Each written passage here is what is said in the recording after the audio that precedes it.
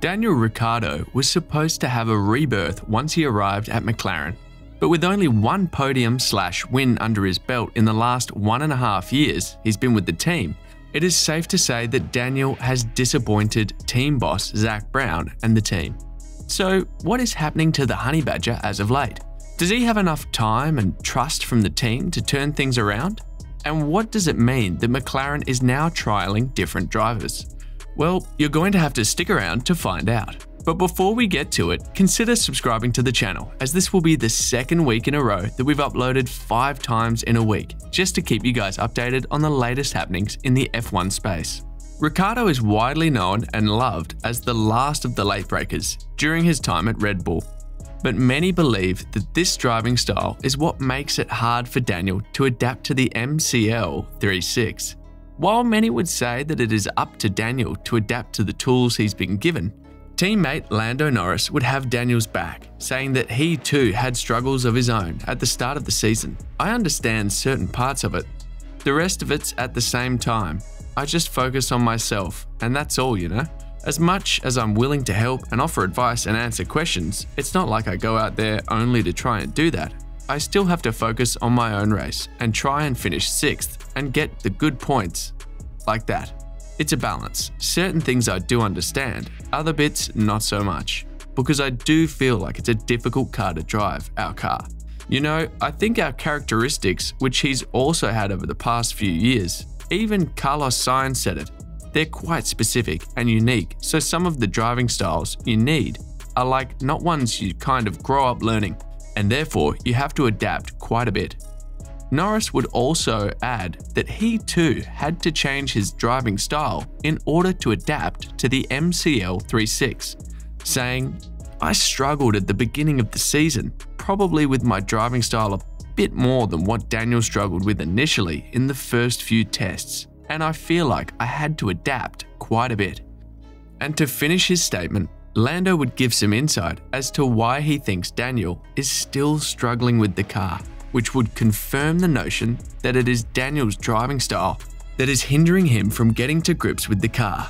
Some of my feelings are not translated to his feelings, and how we drive the cars is slightly different as well. I prefer a car with, I don't mind, as much instability from the car and kind of can push on the fronts more. And he prefers a car that is a bit more stable and made with a little more understeer. These statements from Lando can be taken in many ways, but at the core of it is that Daniel has to adapt and change in order to achieve the level of success F1 fans have seen him reach in the past.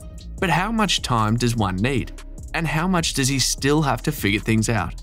This past week, McLaren gave IndyCar racer driver Colton Herta a chance to test run the MCL 3.5M. While it's been customary as of late for F1 teams to bring in stars for some light-hearted runs, team boss Zak Brown says that Colton's was far from that. When asked about Colton's test run in a recent episode of the F1 podcast, Zak would reply with, "We're very serious about anyone we put in our Formula 1 car. The fact that he's American is great, but we lead with performance. Nationality is on the list, but we would never select a driver for commercial reasons first. The first gate to get through is, do we think this driver is world champion, Grand Prix winning capable? And if the answer to that is yes, then we continue to proceed. If they happen to be British, because we're a British team, or American, because that's an important market, or from Asia, because that's an important market, it's kind of a commercial bonus. But first and foremost, we're here to win races. That's what our sponsor partners want."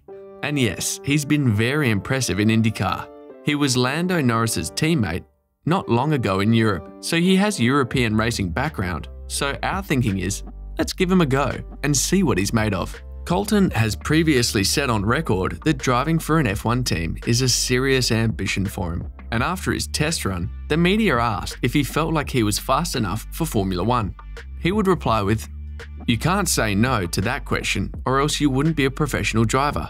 I do think I'm fast enough. Whether people agree or not, only time will tell. Hopefully, I get some more chances in the car, and that can kind of show." Now, as expected, most fans would see this as a clear sign that McLaren may be looking for options to move on, since Daniel has not been producing the results that they expected him to. But Zak would be swift in dismissing these rumours, saying, "We're going to do everything we can to get him back into his best form. We're going to do whatever it takes for him. Work incredibly hard because we know he can win us races. Can he do it? That depends on the car that we give him. But what we ask of him is clear, that he drives at Lando's level, either slightly ahead or slightly behind. We have seen that when we give him a car capable of winning, he can do it." While Daniel would post in his Instagram story, "There have been a lot of rumours about my future in Formula 1, but I want you to hear it from me. I am committed to McLaren until the end of next year and not walking away from the sport. Appreciate it hasn't always been easy, but who wants easy? I'm working my ass off with the team to make improvements and get the car right back to the front where it belongs. I still want this more than ever." Now, we've seen 3 key figures from the team saying that the car is far from they want to be and far from being a legitimate contender. But what specifically is the problem with the MCL 3.6? Well, McLaren's F1 technical director James Key believes that it all stems from their inability to reduce drag on high-speed circuits and their sensitivity to high track temperatures. In Key's words, "I don't think we have a particularly narrow working range. We can make the car work at most places. We have a couple of weaknesses which tend to make one track different from another one. Straight line speed is an issue for us, surprisingly. We're trying to work out how we can improve that. That's not an issue we had before, and certainly our predictions for our development on the car suggested it should be an issue, so we're trying to figure that out. And in high track temperatures, lower speed corners have tended to be a little more problematic. We know there are a few issues, but it's not due to a small working range. And the undoubted solution to these problems will be from a development standpoint rather than a setup change, which Key would agree to and say that there are a plethora of ideas in the works to address these issues. In Key's words, "You could say maybe we should have been a bit more thorough in a certain piece of research, or maybe we could have been a bit more brave when we dealt with it. But you only really know that when you run your car for the first time with regs that are so fresh and different. These are activities which are being looked at in detail and have been for a while now to see what options we've got. Some of them might be a 2023 car introduction where you're looking at, well, actually, if we did geometry slightly differently, you could have this effect. Some of them could be shorter term measures.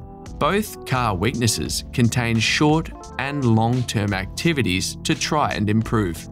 And there you have it, guys. So what do you think? Is it time's up for Daniel at McLaren? If not, would the team sort out their issues enough to give Daniel a car that he can more easily adapt to? Let us know in the comments section below. And as always, don't forget to like and subscribe to the channel if you haven't.